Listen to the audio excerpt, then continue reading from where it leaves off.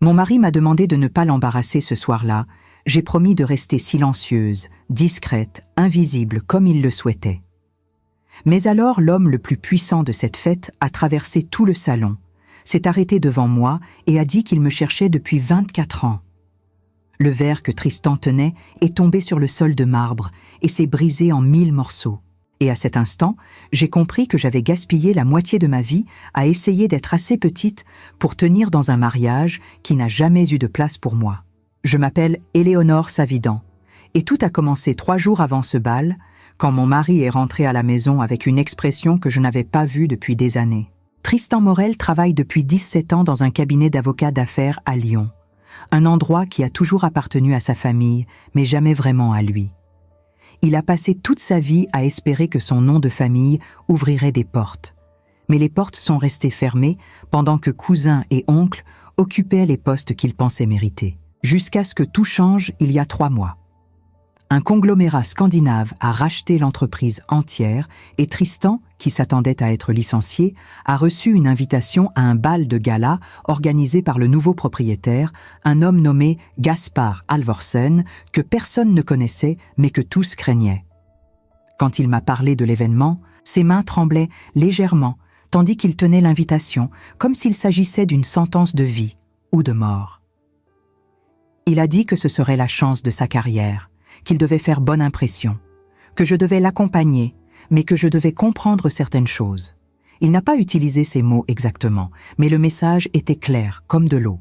Je devais être assez belle pour le valoriser socialement, mais assez invisible pour ne pas gêner ses plans. Je devais sourire si quelqu'un me saluait, mais jamais entamer de conversation. Je devais exister sans occuper d'espace, respirer sans faire de bruit, être présente sans vraiment l'être. J'ai accepté sans discuter, parce qu'au cours de 20 ans de mariage, j'ai appris que questionner Tristan ne changeait absolument rien. Cela rendait seulement tout plus épuisant et lui plus sur la défensive. Notre mariage n'était ni violent ni explicitement malheureux. Il était juste vide, d'une manière qui fait plus mal que n'importe quel cri. Il payait les factures, je m'occupais de la maison. Nous partagions le même toit, mais plus rien qui comptait vraiment. Ni rêve, ni secret, ni regard qui durait plus de 2 secondes. Nous vivions comme 2 locataires polis qui respectent le silence l'un de l'autre et ne posent jamais de questions sur la journée parce qu'ils savent déjà que la réponse sera toujours la même. J'ai passé les jours suivants à me préparer avec le soin de quelqu'un qui se prépare pour une présentation où l'objectif est de ne pas être remarqué. Je suis allée chez le coiffeur et j'ai demandé quelque chose d'élégant mais discret. J'ai choisi une robe bleu marine qui n'attirait pas l'attention, mais ne me faisait pas non plus paraître négligée. J'ai essayé 3 paires de chaussures différentes jusqu'à trouver celle qui ne faisait pas trop de bruit en marchant. Tristan a tout approuvé d'un hochement de tête distrait pendant qu'il ajustait sa propre cravate dans le miroir. Et j'ai remarqué qu'il était plus nerveux que je ne l'avais jamais vu. Pour la première fois depuis des années, j'ai ressenti quelque chose qui ressemblait à de la compassion pour lui, parce que j'ai reconnu dans cette nervosité la même chose que je ressentais tous les jours. La peur de ne pas être à la hauteur, d'être ignoré, de passer toute sa vie à essayer de prouver sa valeur à des gens qui ne vous verront jamais vraiment. Le soir du bal, le taxi nous a déposés devant l'hôtel de ville à 8 heures précises. La façade était illuminée par des projecteurs qui transformaient le bâtiment historique en quelque chose de presque irréel, comme un décor de cinéma monté pour impressionner. Il y avait des agents de sécurité à l'entrée, vérifiant les noms sur des tablettes, des voituriers impeccablement vêtus, conduisant des voitures qui coûtaient plus que notre maison, des photographes capturant chaque arrivée comme si tous ceux qui étaient là étaient des célébrités. Tristan a redressé ses épaules avant de monter l'escalier, et je l'ai suivi 2 pas derrière comme je le faisais toujours, comme il s'attendait à ce que je le fasse. Quand nous sommes entrés dans le grand salon, j'ai senti mon estomac se serrer. Tout là-bas était conçu pour vous faire sentir petit. Le plafond avait au moins 10 mètres de hauteur, couvert de fresques du XVIIIe siècle représentant des scènes mythologiques dans des tons d'or et de bleu céleste. Des lustres de cristal pendaient comme des constellations capturées, chacun avec des centaines d'ampoules créant une lumière chaude et intimidante à la fois. Les murs étaient revêtus de marbre couleur crème avec des veines dorées, Et il y avait d'énormes colonnes qui semblaient soutenir non seulement le plafond, mais le poids de siècles d'histoire. Les tables étaient couvertes de nappes en lin blanc immaculé, avec des arrangements floraux qui devaient avoir coûté plus que ce que je dépensais en vêtements en un an entier.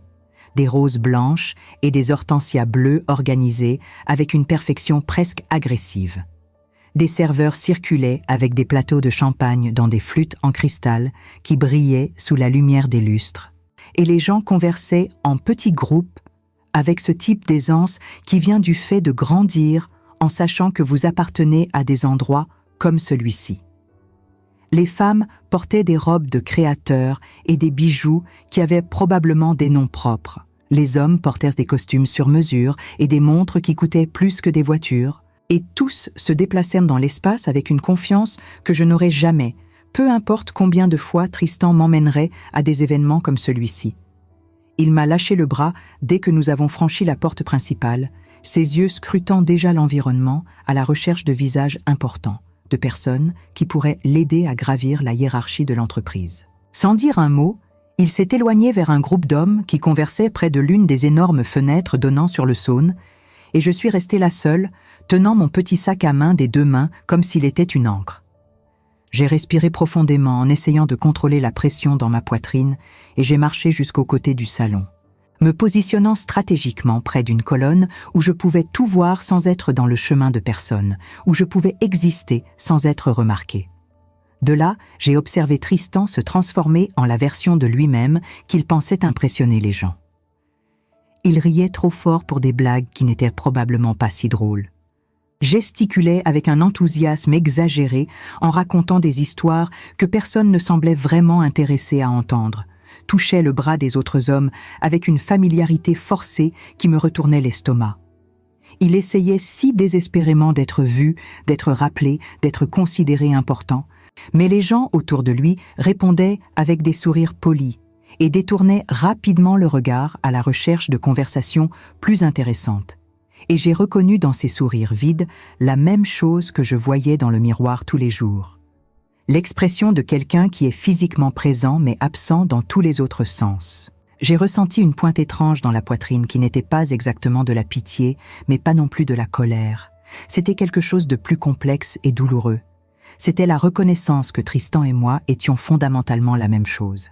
Deux personnes essayant désespérément d'exister dans des espaces qui ne nous avaient jamais vraiment voulu. Deux personnes qui avaient passé tellement de temps à essayer de s'adapter qu'elles avaient oublié qui elles étaient avant de commencer à essayer. Je suis restée là debout pendant presque une heure, observant les gens circuler dans le salon en leur petit groupe exclusif, écoutant des fragments de conversation sur les affaires et les voyages et les propriétés dans des endroits que je ne visiterai jamais. Personne ne s'est approché de moi, personne ne m'a offert de champagne, personne ne m'a incluse dans aucune conversation, et cela ne m'a pas surprise parce que j'étais devenue experte en étant ignorée. J'avais perfectionné l'art de disparaître dans des environnements remplis de gens. C'est alors que la musique s'est arrêtée. Pas brusquement, mais comme une vague qui recule lentement du sable. Les conversations se sont éteintes progressivement, remplacées par un murmure croissant qui a traversé le salon comme le vent traverse un champ de blé. Tous ont commencé à se tourner dans la même direction, formant un couloir humain involontaire qui menait jusqu'à l'entrée principale. Je me suis tournée aussi, plus par instinct que par réelle curiosité, et c'est à ce moment-là que je l'ai vu. Gaspar Halvorsen est entré dans le salon sans se presser, les mains dans les poches de son costume sombre parfaitement coupé, marchant comme quelqu'un qui n'a jamais eu à prouver quoi que ce soit à personne parce qu'il a toujours su exactement qui il était. Il n'était ni particulièrement grand, ni particulièrement beau, mais il y avait quelque chose dans la façon dont il occupait l'espace qui faisait que toutes les autres personnes semblaient un peu moins réelles. Ses cheveux étaient grisonnants et peignés vers l'arrière, son visage avait des rides qui semblaient avoir été sculptées par des années de décisions difficiles et de responsabilités lourdes. Mais c'étaient ses yeux qui attiraient vraiment l'attention. Des yeux d'un bleu si clair qu'il semblait voir à travers les gens plutôt que simplement les regarder. Il a avancé dans le salon et les gens se sont ouverts automatiquement, créant de l'espace pour qu'il passe sans qu'il ait besoin de demander ou même de regarder sur les côtés. Tristan s'est avancé rapidement, se positionnant stratégiquement sur le chemin de Gaspard, avec ce sourire répété qu'il pratiquait dans le miroir avant les événements importants, et pendant un moment j'ai pensé que finalement mon mari aurait l'attention qu'il désirait tant. Mais Gaspard ne s'est pas arrêté. Il n'a même pas ralenti le rythme. Il n'a même pas regardé dans la direction de Tristan. Il a simplement continué à marcher comme si mon mari faisait partie de la décoration, une colonne de marbre de plus sans importance spécifique. Et il a continué à venir directement vers moi. Mon cœur a commencé à battre plus vite et j'ai pensé que je devais me tromper, qu'il allait vers quelqu'un derrière moi, quelqu'un d'important que je n'avais pas vu. J'ai rapidement regardé sur les côtés, mais il n'y avait personne. J'étais seul adossé à cette colonne où j'avais passé la dernière heure à essayer d'être invisible. Gaspard s'est arrêté devant moi, si près que j'ai pu sentir son parfum, quelque chose avec des notes de cèdre et d'épices qui était à la fois familier et complètement étranger. Il m'a regardé, non pas avec le regard occasionnel de quelqu'un qui remarque une personne pour la première fois, mais avec le regard de quelqu'un qui reconnaît quelque chose qu'il pensait avoir perdu pour toujours, de quelqu'un qui trouve enfin quelque chose qu'il a cherché si longtemps qu'il avait commencé à croire qu'il ne le reverrait jamais. Il a respiré profondément, et quand il a parlé, sa voix est sortie rauque, chargée d'une émotion qu'il n'a pas essayé de cacher. Et les mots qui sont sortis de sa bouche ont tout changé, ont brisé 24 ans de silence et de distance et de regret en une seule phrase. Il a dit qu'il me cherchait depuis 24 ans, qu'il avait pensé que j'avais disparu pour toujours. Le monde autour de nous n'a pas cessé de bouger. La musique continuait à jouer. Les gens continuaient à converser. Les serveurs continuaient à circuler avec leurs plateaux de champagne. Mais pour moi, tout s'est figé, comme si quelqu'un avait appuyé sur pause dans ma vie et que j'avais enfin le temps de traiter tout ce que j'avais ignoré pendant si longtemps. J'ai entendu le bruit du verre qui se brisait derrière moi, un bruit aigu et définitif qui a résonné sur le marbre du sol. Je n'ai pas eu besoin de me retourner pour savoir que c'était le verre de Tristan. Je n'ai pas eu besoin de voir son visage pour savoir exactement ce qu'il ressentait à ce moment-là. Parce que certaines chutes n'ont pas besoin de témoins. Elles arrivent simplement quand quelqu'un réalise enfin qu'il a passé toute sa vie à construire sur du sable, quand quelqu'un comprend enfin qu'il n'a jamais été vraiment vu par la seule personne qui aurait dû le voir. Si vous m'écoutez maintenant et que vous reconnaissez cette sensation d'avoir passé des années à être traité comme une ombre dans votre propre vie, laissez dans les commentaires d'où vous regardez. Parce que des histoires comme celle-ci doivent être partagées, doivent être témoignées, et peut-être que votre présence ici signifie que vous aussi êtes prête à arrêter de disparaître. Et si cette histoire touche votre cœur d'une manière ou d'une autre, pensez à vous abonner à la chaîne, parce qu'il y a encore beaucoup à raconter sur ce qui s'est passé cette nuit-là et dans les mois qui ont suivi. Je n'ai pas pu trouver ma voix immédiatement. Je suis resté là debout à regarder Gaspard Halvorsen pendant que mon cerveau essayait de traiter l'impossible.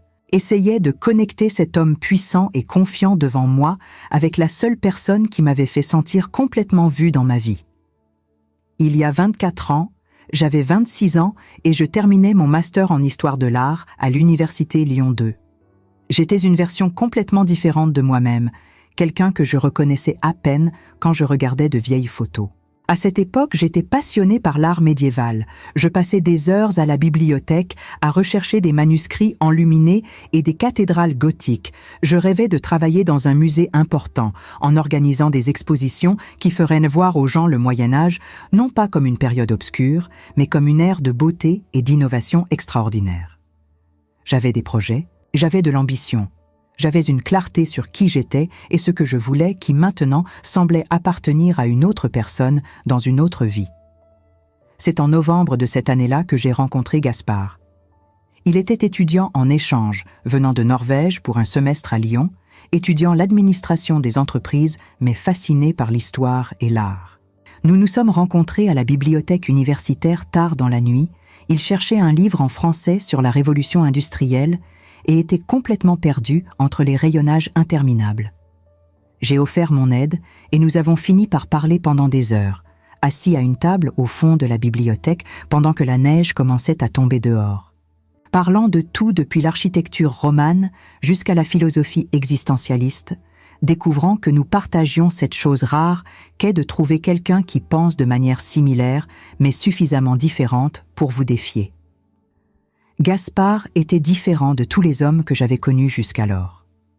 Il ne parlait pas juste pour remplir les silences ou pour impressionner. Il écoutait vraiment, posait des questions sincères sur mes recherches et mes idées, me regardait quand je parlais comme si chaque mot comptait. Avec lui, je me sentais vue d'une manière que je n'avais jamais expérimentée auparavant, ni jugée ni mesurée contre un standard impossible, juste complètement acceptée comme j'étais. Nous avons passé les 6 mois suivants pratiquement inséparables. Nous marchions le long du Saône jusqu'à l'aube en parlant d'art et de politique et du sens de la vie. Nous nous asseyions dans des cafés minuscules en buvant du chocolat chaud, pendant que nous débattions passionnément de tout depuis le cinéma jusqu'à la théorie économique. Il me lisait des poèmes norvégiens que je ne pouvais pas comprendre, mais dont la musicalité m'émouvait jusqu'aux larmes, et je l'emmenais voir des églises médiévales oubliées dans les périphéries de Lyon, partageant ma passion pour des détails architecturaux que la plupart des gens ne remarquaient même pas. Avec Gaspard, j'étais plus moi-même que je ne l'avais jamais été avec qui que ce soit d'autre. Je n'avais pas besoin de me censurer, ni de me diminuer, ni de prétendre être moins intelligente ou moins passionnée que je ne l'étais vraiment. Mais le temps a une façon cruelle de détruire les belles choses, et en mai, son échange s'est terminé. Il devait retourner en Norvège, finir ses études, commencer à travailler dans l'entreprise familiale. Nous avons longuement parlé de l'avenir. Assis dans son petit appartement d'étudiant, pendant que ses valises à moitié faites nous observaient comme des témoins silencieux de l'inévitable.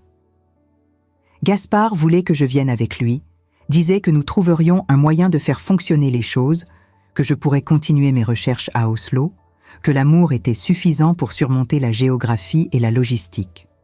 Et je l'ai cru, j'ai cru en nous. J'ai même commencé à faire des plans pratiques sur comment transférer mes crédits et trouver un directeur en Norvège. Puis ma mère a été diagnostiquée d'un cancer du pancréas en stade avancé, et tout s'est effondré. Les médecins ont dit qu'elle avait au maximum 6 mois, que le traitement serait seulement palliatif, que le mieux que nous pouvions faire était de la garder confortable et de profiter du temps qui restait. Mon père était mort 3 ans auparavant d'une crise cardiaque. J'étais fille unique, il n'y avait personne d'autre. Ma mère avait besoin de moi, et je ne pouvais pas simplement l'abandonner pour suivre mes rêves de l'autre côté de l'Europe. J'ai dit à Gaspard qu'il devait partir sans moi, que nous nous retrouverions dès que possible, que c'était juste temporaire. Il a pleuré, quelque chose que je ne l'avais jamais vu faire, m'a supplié de trouver une autre solution, n'importe quelle solution. Mais il n'y avait pas d'autre solution, et nous le savions tous les deux. Alors nous nous sommes dit au revoir à la gare avec des promesses que nous voulions croire, mais que nous soupçonnions tous les deux de ne pas pouvoir tenir. Ma mère n'est pas morte en 6 mois. Elle s'est battue pendant 9 mois entiers, 9 mois de traitements douloureux et de faux espoirs et de déclins graduels qui ont transformé la femme forte qui m'avait élevée en une ombre fragile d'elle-même. J'ai passé ces mois à m'occuper d'elle, à l'accompagner à des rendez-vous médicaux interminables, à tenir sa main pendant qu'elle vomissait les effets de la chimiothérapie, à parler avec elle de vieux souvenirs pour la distraire de la douleur présente. Quand elle est finalement morte un matin froid de février, j'ai senti comme si une partie de moi était morte avec elle, comme si les 9 mois passés à m'occuper d'elle avaient drainé non seulement mon énergie, mais aussi ma capacité de rêver. Gaspard m'a écrit pendant tout ce temps de longues lettres passionnées racontant sa vie en Norvège, faisant des plans pour quand nous pourrions enfin être à nouveau ensemble, m'envoyant des photos des fjords et des montagnes, en disant qu'il avait hâte de me montrer tout cela en personne.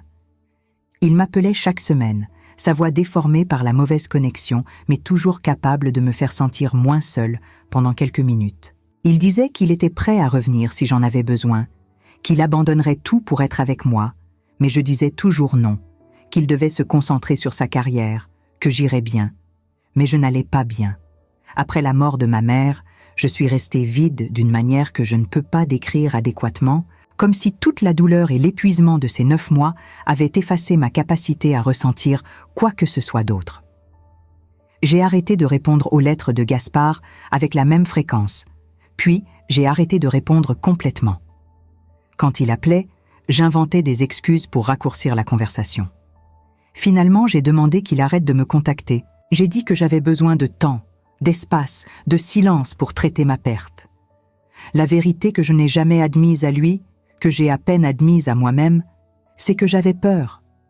Peur d'être heureuse à nouveau parce que le bonheur semblait quelque chose de trop fragile pour lui faire confiance. Peur de déménager dans un autre pays et de construire une nouvelle vie parce que cela exigeait un courage que je ne sentais plus avoir.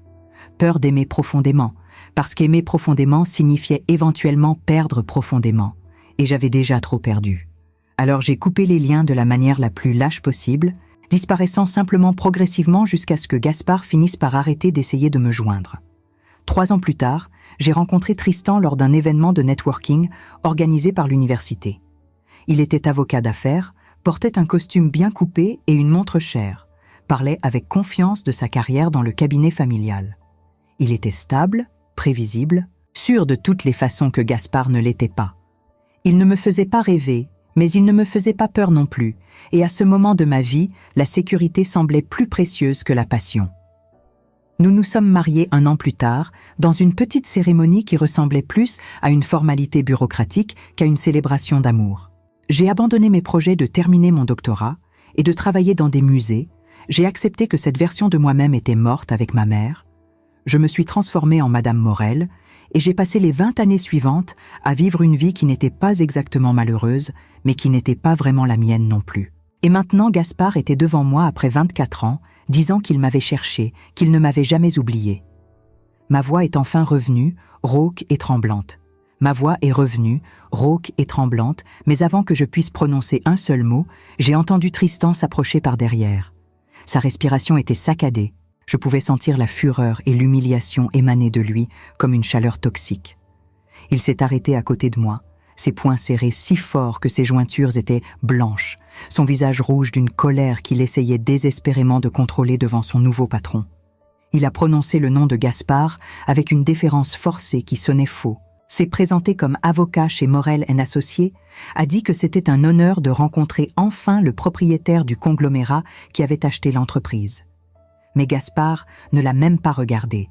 Ses yeux restaient fixés sur moi avec cette intensité qui me coupait le souffle, comme si personne d'autre n'existait dans ce salon rempli de centaines de personnes.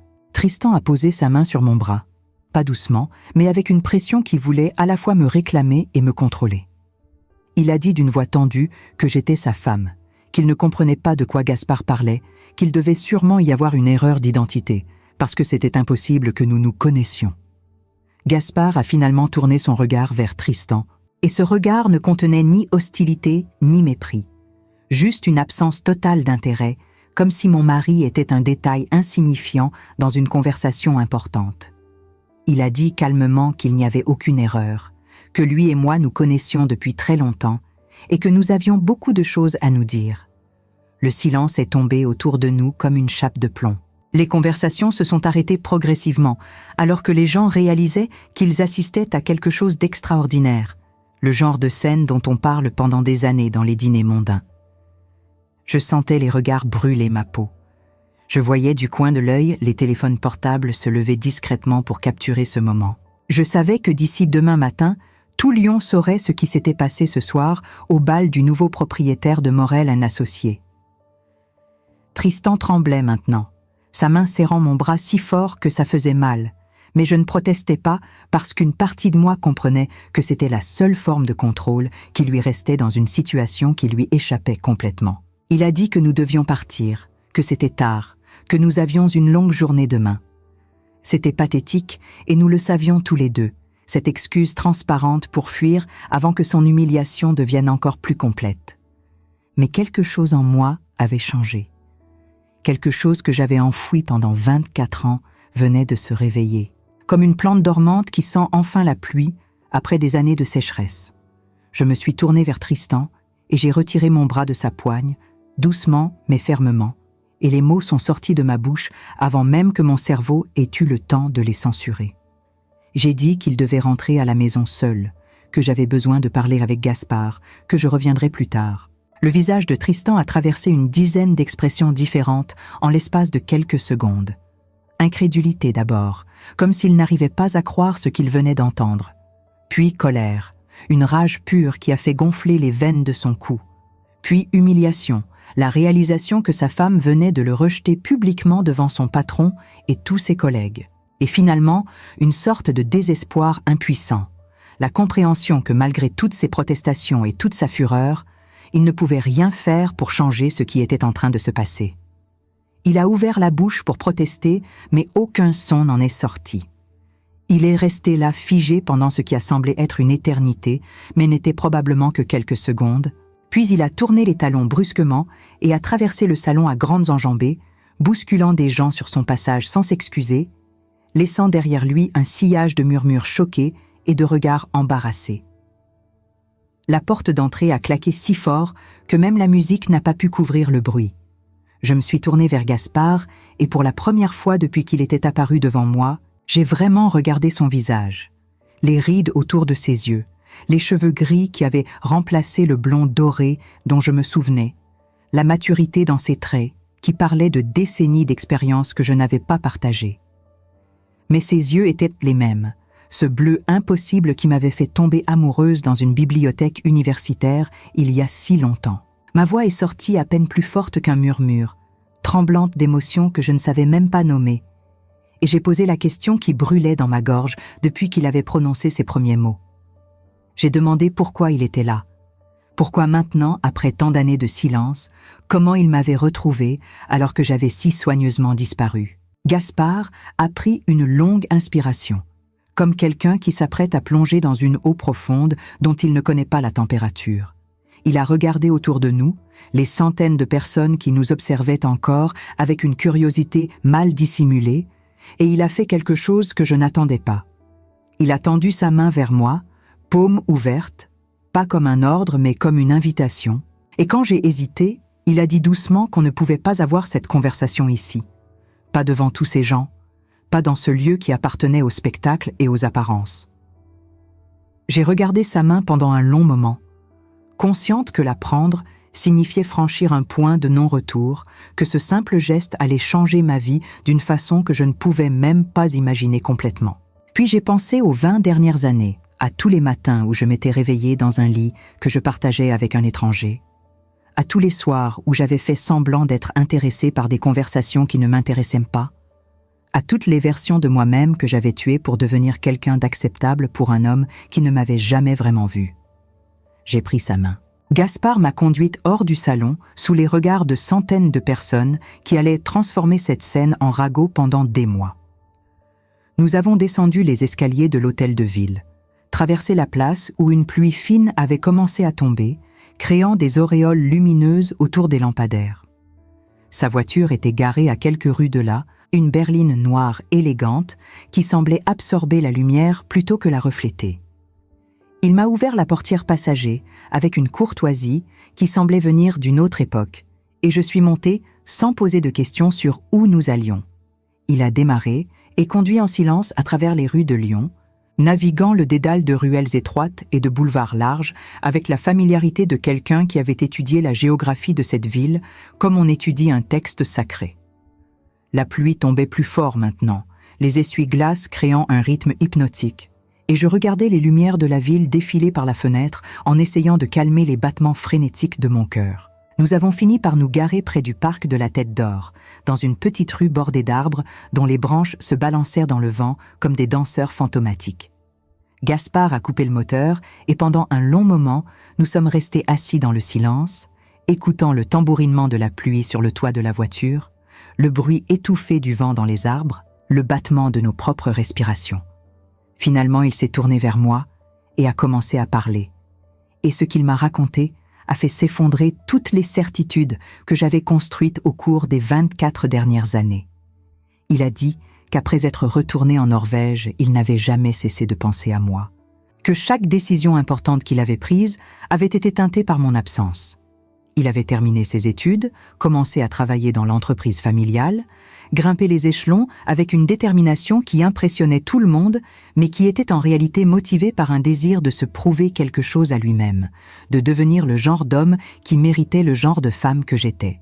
Quand j'avais arrêté de répondre à ses lettres et à ses appels, il avait d'abord pensé que c'était temporaire, que je traversais le deuil de ma mère et que j'avais besoin d'espace.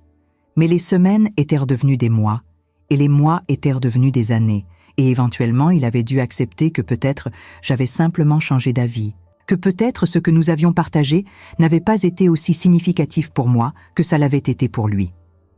Il s'était marié 7 ans après notre séparation, une femme norvégienne qu'il avait rencontrée lors d'un événement professionnel, quelqu'un de gentil et d'intelligent, mais avec qui il n'avait jamais ressenti cette connexion profonde que nous avions partagée.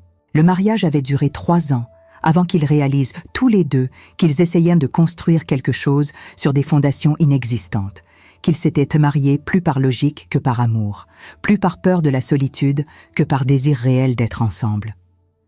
Après le divorce, Gaspard avait plongé encore plus profondément dans le travail, développant son entreprise familiale en un conglomérat qui opérait dans 12 pays différents. Il avait voyagé partout dans le monde, conclu des accords qui valaient des millions, été interviewé par des magazines économiques qui le présentaient comme un exemple de réussite scandinave. Mais malgré tout ce succès extérieur, quelque chose en lui restait fondamentalement insatisfait, comme si toutes ces réalisations n'étaient que des distractions élaborées pour ne pas affronter le fait que la personne qu'il voulait vraiment partager sa vie avait disparu sans laisser de traces. Puis, 3 mois auparavant, son équipe d'acquisition lui avait présenté une opportunité d'acheter un cabinet d'avocats français à Lyon. C'était une entreprise de taille moyenne, avec des clients solides, mais une gestion familiale dépassée. Exactement le genre d'acquisition que son conglomérat ciblait habituellement. Mais ce qui avait vraiment attiré son attention n'étaient pas les chiffres financiers ni les perspectives de croissance. C'était mon nom sur une liste d'employés, ou plutôt sur une liste de conjoints d'employés. Éléonore Savidan, mariée à Tristan Morel, avocat senior. Il avait vu ce nom et son cœur s'était arrêté parce que même après 24 ans, il n'avait jamais oublié comment il se prononçait, comment il sonnait dans sa bouche, comment il résumait tout ce qu'il avait perdu. Il avait fait des recherches, embauché des détectives privés pour confirmer que c'était bien moi. Obtenu des photos récentes qui montraient une femme de 50 ans qui ressemblait à la jeune femme qu'il avait connue, mais avec quelque chose d'éteint dans les yeux, quelque chose de résigné qui lui avait brisé le cœur. Et il avait décidé d'acheter l'entreprise entière, de payer bien au-dessus de sa valeur réelle, juste pour avoir une excuse de revenir à Lyon, juste pour avoir une chance de me revoir ne serait-ce qu'une fois. Le bal de ce soir avait été organisé spécifiquement dans ce but, pour créer une situation où nous nous retrouverions dans le même espace, où il pourrait me voir et peut-être comprendre pourquoi j'avais disparu, peut-être obtenir une forme de clôture qui lui permettrait enfin de passer à autre chose. Mais quand il m'avait vu ce soir, debout seul près de cette colonne avec une expression qui mélangeait tristesse et résignation, quelque chose en lui avait compris que je n'étais pas heureuse, que le choix que j'avais fait 24 ans auparavant n'avait pas mené au bonheur que j'avais espéré, et toutes ses intentions de simplement obtenir une clôture s'étaient évaporées. Parce qu'il réalisait maintenant qu'il ne m'avait jamais vraiment cherché pour comprendre pourquoi j'étais partie. Il m'avait cherché parce qu'il n'avait jamais cessé de m'aimer et ne cesserait jamais. Les larmes coulaient sur mon visage maintenant, chaudes et incontrôlables, et je ne faisais aucun effort pour les essuyer. Toutes ces années passées à me convaincre que j'avais fait le bon choix, que la sécurité était plus importante que la passion, que grandir signifiait accepter une vie tiède plutôt que risquer une vie intense, tout cela s'effondrait face à la réalité simple et dévastatrice que j'avais gaspillé 24 ans à fuir le seul homme qui m'avait jamais vraiment vu. Nous sommes restés assis dans cette voiture pendant des heures, regardant la pluie transformer les fenêtres en rivières floues, parlant de tout ce que nous avions vécu pendant ces 24 années de séparation, remplissant les blancs dans nos histoires respectives avec une urgence qui venait de comprendre combien de temps nous avions déjà perdu. Gaspard m'a raconté ses voyages en Asie, où il avait appris la patience en regardant des moines tibétains méditer pendant des jours. Ses années en Amérique du Sud, où il avait découvert que la réussite financière sonnait creux quand on n'avait personne avec qui partager les couchers de soleil sur le Pacifique, Ces nuits, seul dans des hôtels 5 étoiles, à se demander pourquoi il continuait à construire un empire pour lequel il n'avait aucun héritier, ni personne qui s'en souciait vraiment. Je lui ai raconté mes années avec Tristan, non pas avec amertume, mais avec une sorte de détachement clinique, comme si je parlais de la vie de quelqu'un d'autre. Les premières années où j'avais encore essayé de maintenir une apparence de connexion, organisant des dîners avec ses collègues et leurs épouses parfaitement mises qui parlaient de rénovation de cuisine et de vacances aux Maldives, avec un enthousiasme que je ne pouvais pas feindre de façon convaincante. Les années moyennes où nous avions développé une routine confortable mais vide, lui partant tôt au bureau et rentrant tard, moi remplissant mes journées avec des activités qui ne menaient nulle part, cours de yoga où je n'étais jamais vraiment présente, bénévolat dans des associations où je faisais les mouvements sans investissement émotionnel, déjeuner avec des femmes que je ne pouvais pas vraiment appeler amies, parce que nos conversations ne dépassaient jamais la surface polie de sujets sans importance. Et les dernières années où nous avions arrêté de faire semblant complètement, existant côte à côte comme deux planètes en orbite parallèle qui ne se touchent jamais, partageant un espace physique, mais aucune intimité réelle, échangeant des informations logistiques sur les courses à faire et les factures à payer, mais jamais rien de plus profond que le strict nécessaire fonctionnel. Je lui ai dit que je ne pouvais pas blâmer Tristan entièrement pour l'échec de notre mariage, parce que j'y étais entrée déjà brisée, déjà résignée, cherchant non pas l'amour, mais un refuge contre l'amour. Un endroit où je pouvais me cacher de l'intensité des sentiments que Gaspard avait réveillés en moi et que je n'avais pas eu le courage de suivre. Quand l'aube a commencé à éclaircir le ciel au-dessus de Lyon, transformant les nuages noirs en traînées grises, puis roses, puis dorées, Gaspard m'a dit quelque chose qui a changé la façon dont je voyais toutes ces années perdues. Il a dit que peut-être ces 24 ans n'avaient pas été perdus, mais nécessaires. Que peut-être nous avions tous les deux eu besoin de vivre d'autres vies, de faire d'autres erreurs, de devenir d'autres versions de nous-mêmes, avant de pouvoir vraiment apprécier ce que nous avions ensemble. Que peut-être le timing catastrophique de notre séparation originale faisait partie d'une logique plus large que nous ne pouvions pas voir à l'époque. Je ne sais pas si je croyais vraiment à cette philosophie du destin et du timing parfait. Mais il y avait quelque chose de réconfortant dans l'idée que toute cette souffrance n'avait pas été complètement vaine, qu'elle avait servi à quelque chose, même si ce quelque chose était juste de nous faire apprécier ce moment présent avec une profondeur qu'on ne peut atteindre qu'après avoir connu l'absence. Gaspard m'a raccompagnée chez moi, alors que le soleil montait au-dessus des toits de Lyon, inondant les rues étroites d'une lumière dorée qui faisait briller les pavés encore mouillés de pluie. Il s'est garé devant la maison que je partageais avec Tristan. Une maison de ville dans un quartier respectable, avec une façade en pierre blonde et des volets bleu foncé. Le genre de maison qui devrait signifier sécurité et stabilité, mais qui pour moi ne signifiait rien d'autre qu'une prison élégante que j'avais moi-même construite.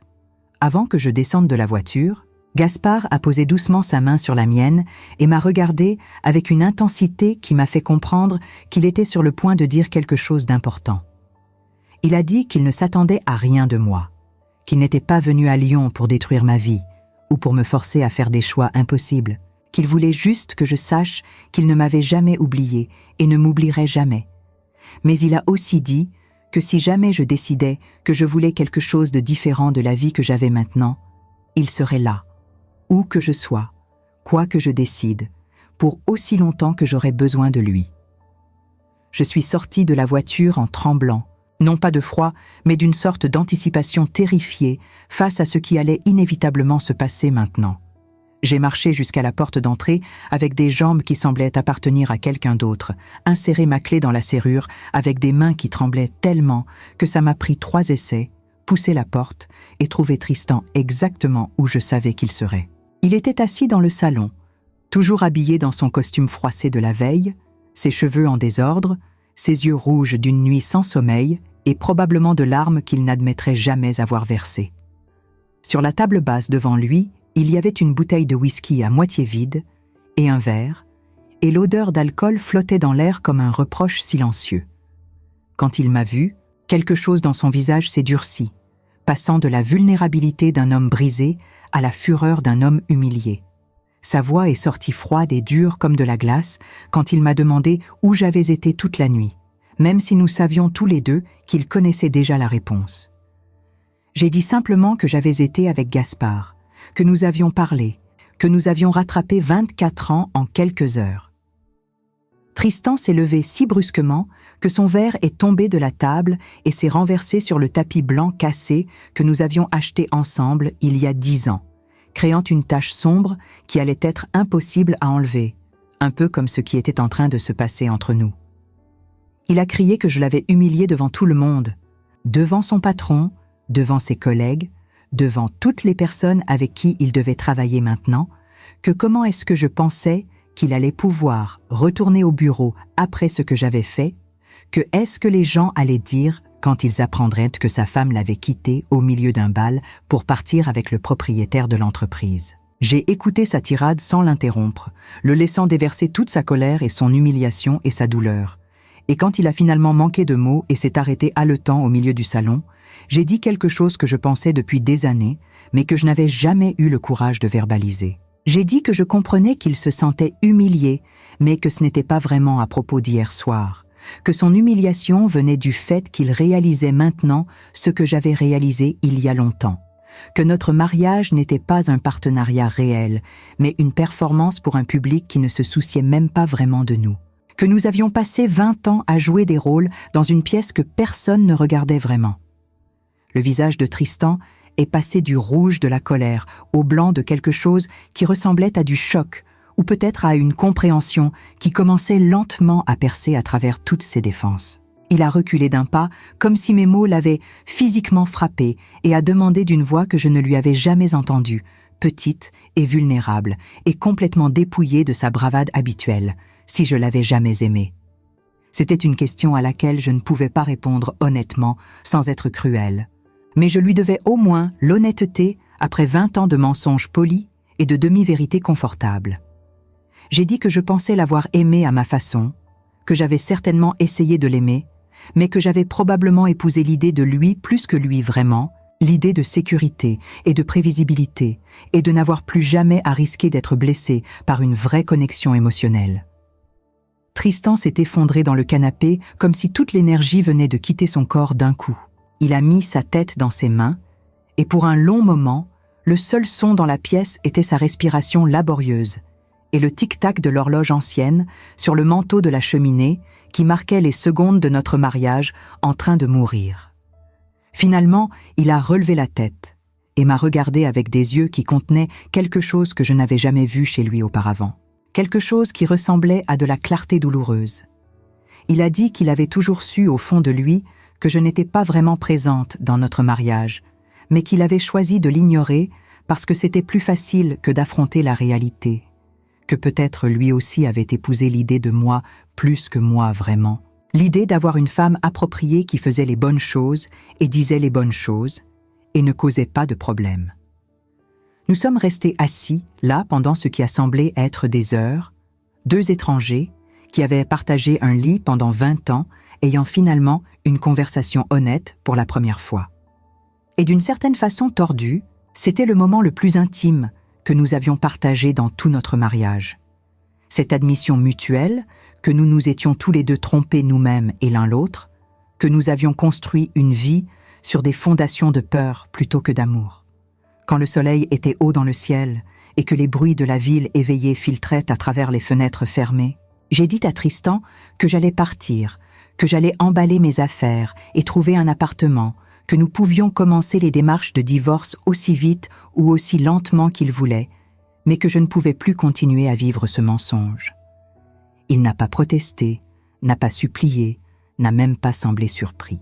Il a juste hoché la tête lentement et demandé si c'était pour être avec Gaspard, et j'ai répondu honnêtement que je ne savais pas, que peut-être oui et peut-être non, mais que mon départ n'était pas vraiment à propos de Gaspard. C'était à propos de moi, et du fait que je ne pouvais plus continuer à être une version réduite de moi-même juste pour maintenir une paix superficielle dans une maison qui n'avait jamais vraiment été un foyer. Les 6 mois qui ont suivi mon départ ont été les plus difficiles et simultanément les plus libérateurs de toute mon existence. J'ai loué un petit studio au 5e étage d'un immeuble près de la place Bellecour, Un espace minuscule avec juste assez de place pour un lit, une petite cuisine et un bureau coincé sous une fenêtre mansardée qui donnait sur les toits de Lyon. C'était à peine meublé. Les murs étaient peints d'un blanc terne qui aurait eu besoin d'être rafraîchi. Le parquet craquait à chaque pas. Mais c'était entièrement à moi et ça changeait tout. Les premières semaines ont été étranges et désorientantes, comme apprendre à marcher après des années dans un fauteuil roulant. Je me réveillais le matin dans ce lit inconnu et passais plusieurs secondes désorientée avant de me souvenir où j'étais et pourquoi, puis une vague de quelque chose entre la panique et l'euphorie me submergeait en réalisant que je n'avais personne à qui répondre, personne dont j'avais besoin de gérer l'humeur, aucune performance à maintenir. Tristan a demandé le divorce immédiatement, contactant les avocats le jour même de mon départ avec une efficacité qui suggérait qu'il voulait que tout soit terminé aussi rapidement que possible pour minimiser son humiliation publique. Les procédures ont été étonnamment simples parce que nous n'avions pas d'enfants pour compliquer les choses. Pas de propriété conjointe à diviser, puisque la maison était techniquement dans le nom de sa famille, pas de bataille financière compliquée, parce que j'avais abandonné toute carrière potentielle des années auparavant et n'avais rien qui valait la peine de se battre pour. Ces avocats ont proposé une pension alimentaire généreuse, probablement plus motivée par son désir de ne pas sembler mesquin publiquement que par une quelconque générosité réelle, mais j'ai surpris tout le monde en refusant. Je ne voulais rien de Tristan, aucun lien financier qui me rattacherait à une vie que je voulais laisser complètement derrière moi. J'avais quelques économies que ma mère m'avait laissées, et que j'avais gardé séparé pendant toutes ces années, presque comme si une partie de moi avait toujours su que j'aurais éventuellement besoin d'une sortie. Gaspard et moi, nous sommes vus régulièrement pendant ces mois, mais nous avons pris notre temps, avançant avec une prudence qui venait de comprendre combien notre histoire était fragile et précieuse. Nous ne nous sommes pas précipités dans quoi que ce soit. Nous ne sommes pas tombés dans le piège facile de penser que 24 ans d'attente signifiaient que nous devions maintenant rattraper le temps perdu en accélérant chaque étape. Au lieu de cela, nous avons fait ce que nous faisions le mieux ensemble, marcher et parler pendant des heures. Nous nous rencontrions au bord de la Saône et marchions le long des quais comme nous l'avions fait quand nous étions jeunes. Mais maintenant, avec 50 ans de vie vécue entre nous et une conscience aiguë de la fragilité du temps et des secondes chances. Nous parlions de tout et de rien, rattrapant les détails manqués de nos vies, mais aussi explorant qui nous étions devenus en tant que personnes, découvrant que malgré toutes les années et toutes les expériences qui nous avaient changés, quelque chose de fondamental restait identique, cette facilité de communication et cette compréhension mutuelle qui nous avait attirés l'un vers l'autre à l'origine.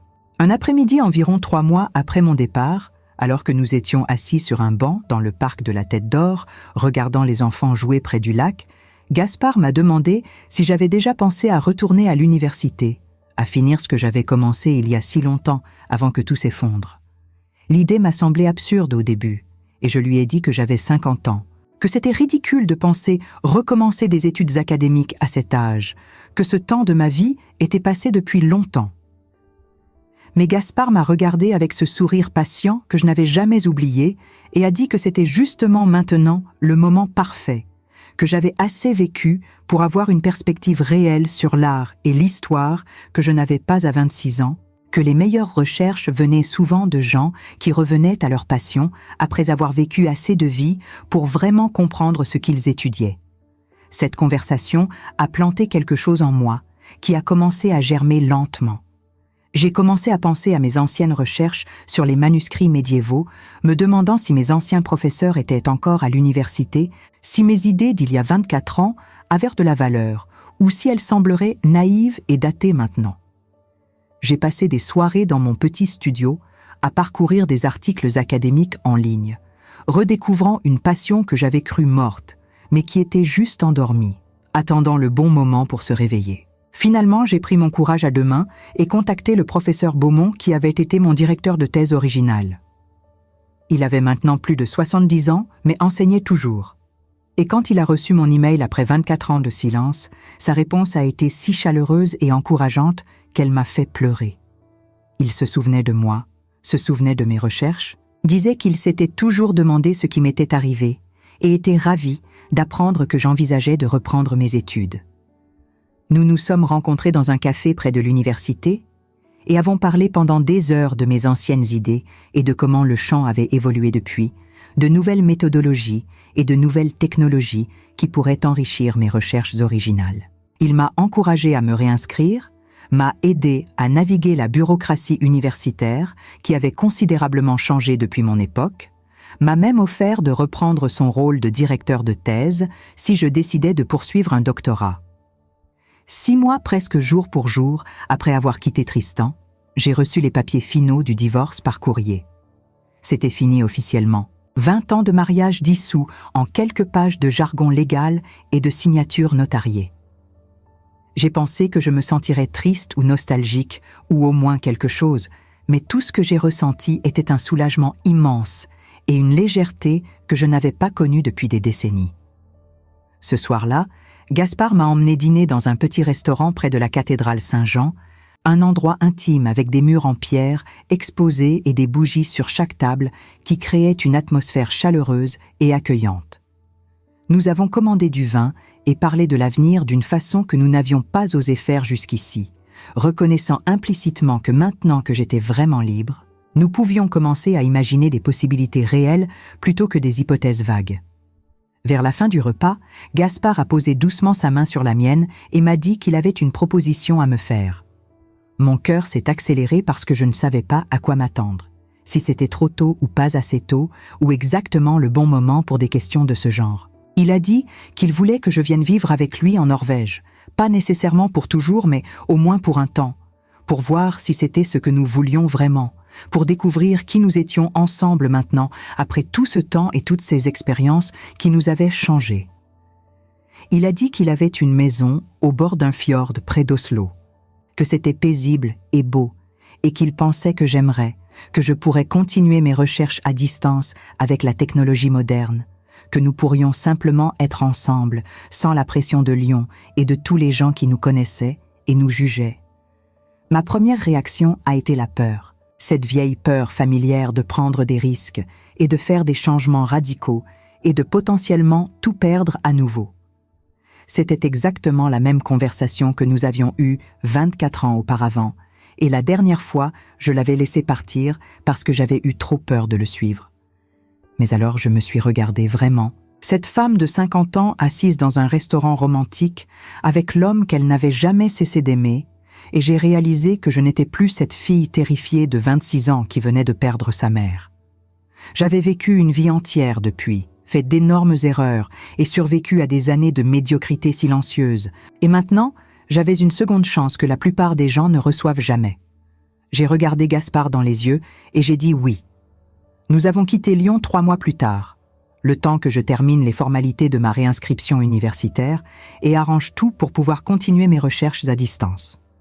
J'ai emballé mes quelques possessions du studio dans des cartons, fait mes adieux au professeur Beaumont en promettant de rester en contact régulier, et monté dans un avion pour Oslo avec une seule valise et un cœur plus léger que je ne l'avais senti depuis des décennies. La maison de Gaspard était tout ce qu'il avait promis, et plus encore, une structure en bois traditionnelle norvégienne perchée sur une colline surplombant un fjord d'un bleu impossible, entourée de forêts de pins et de montagnes qui semblaient toucher le ciel. C'était isolé, mais pas oppressivement, assez proche d'Oslo pour ne pas être coupé du monde, mais assez loin pour ressentir une vraie paix et tranquillité. Les premiers mois en Norvège ont été une période d'ajustement étrange et merveilleux. J'apprenais une nouvelle langue, m'habituais à des jours qui duraient à peine quelques heures en hiver et presque 24 heures en été, découvrais une culture qui valorisait le silence et l'espace personnel d'une façon très différente de l'intensité sociale française. Mais plus important encore, j'apprenais à vivre avec Gaspard non pas comme l'idée romantique que j'avais portée pendant 24 ans, mais comme un être humain réel avec des habitudes et des humeurs et des imperfections. Et découvrir qui il était vraiment, toutes les couches derrière le souvenir idéalisé, ne m'a pas déçu, mais m'a fait l'aimer encore plus profondément parce que c'était un amour basé sur la réalité plutôt que sur la nostalgie. Nous avons établi une routine simple qui tournait autour du travail et de la nature et du temps passé ensemble. Le matin, Je travaillais sur mes recherches dans un petit bureau qu'il avait aménagé pour moi avec vue sur le fjord, reprenant contact avec mes anciennes idées et découvrant avec surprise qu'elles avaient encore de la valeur, que mon travail inachevé d'il y a 24 ans contenait des insights que d'autres chercheurs n'avaient pas encore explorés complètement. L'après-midi, nous marchions dans les forêts environnantes ou le long des rives du fjord, observant les changements subtils des saisons dans ce paysage nordique qui semblait simultanément dur et incroyablement beau. Le soir, nous cuisinions ensemble, des plats norvégiens qu'il m'apprenait à préparer et des plats français que je lui enseignais, créant nos propres traditions culinaires qui mélangeaient nos deux cultures. Et la nuit, nous parlions pendant des heures avant de dormir, rattrapant non seulement 24 ans de séparation, mais toute une vie de pensée et d'expériences que nous voulions partager. Parfois nous parlions de choses profondes, de philosophie et de mort et du sens de tout ça. Et parfois nous parlions de bêtises complètes, riant comme des enfants de blagues privées que personne d'autre ne trouverait drôles. Un matin d'été norvégien, alors que le soleil brillait à 3 heures du matin, parce que nous étions si au nord que les nuits blanches duraient des semaines, je me suis réveillée avant Gaspard et suis sortie sur la terrasse avec une tasse de café. Le fjord était complètement immobile, réfléchissant les montagnes et le ciel comme un miroir parfait, et l'air était si pur qu'on pouvait voir chaque détail des pics lointains avec une clarté hallucinante. J'étais là debout dans mon peignoir, pieds nus sur le bois de la terrasse encore frais de la nuit, et j'ai réalisé quelque chose qui m'a fait pleurer. J'ai réalisé que j'avais passé 20 ans à me faire petite, à rétrécir qui j'étais pour occuper moins d'espace dans un mariage qui n'avait jamais vraiment eu de place pour moi. Et maintenant j'étais ici dans ce lieu vaste et ouvert où je pouvais respirer aussi profondément que je voulais, et crier aussi fort que je voulais, et être aussi grande que j'avais toujours été censée être. Et personne ne me dirait que j'en faisais trop, ou que j'étais embarrassante, ou que je devais me calmer. Gaspard est sorti quelques minutes plus tard, m'a trouvé là debout en train de pleurer face au fjord, et m'a simplement prise dans ses bras, sans poser de questions parce qu'il comprenait que certaines larmes n'ont pas besoin d'explication, qu'elles sont juste la façon dont le corps libère des décennies de douleurs compressées. 3 ans ont passé depuis cette nuit au bal à Lyon, où tout a changé. 3 ans depuis que Gaspard a traversé ce salon et m'a dit qu'il m'avait cherché pendant 24 ans.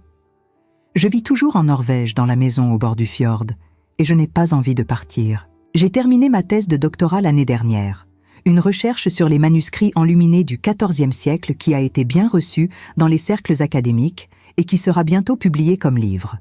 Je travaille maintenant comme consultante pour un petit musée à Bergen, organisant des expositions exactement comme je rêvais de faire quand j'avais 26 ans. Gaspard et moi ne sommes pas mariés et n'avons aucune intention de l'être, ayant tous les deux appris que les papiers officiels ne signifient pas grand-chose comparé à la réalité quotidienne de choisir activement d'être avec quelqu'un. Mais nous sommes engagés l'un envers l'autre d'une façon plus profonde que n'importe quel mariage que j'ai connu. Un engagement qui vient de savoir exactement ce que nous avons et combien il serait facile de le perdre à nouveau. Parfois je repense à cette femme que j'étais pendant ces 20 ans avec Tristan, cette version de moi qui se faisait petite et qui obéissait et qui disparaissait pour ne gêner personne. Et je me demande ce qu'elle penserait de moi maintenant, de cette femme de 53 ans qui vit dans un pays étranger, qui a repris ses études académiques, qui partage sa vie avec un homme qu'elle a aimé et perdu et retrouvé après presque un quart de siècle.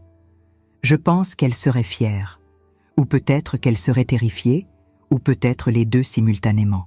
Parce que j'ai appris quelque chose de fondamental au cours de ces 3 dernières années, quelque chose que je souhaite pouvoir revenir en arrière et dire à ma jeune version de 26 ans qui avait si peur de tout risquer. J'ai appris qu'il n'est jamais trop tard pour revenir à qui vous étiez vraiment, avant que la vie et la peur et les compromis vous transforment en quelqu'un que vous ne reconnaissez plus. Qu'il n'est jamais trop tard pour choisir le bonheur, même si ce choix signifie détruire complètement la vie que vous avez si soigneusement construite.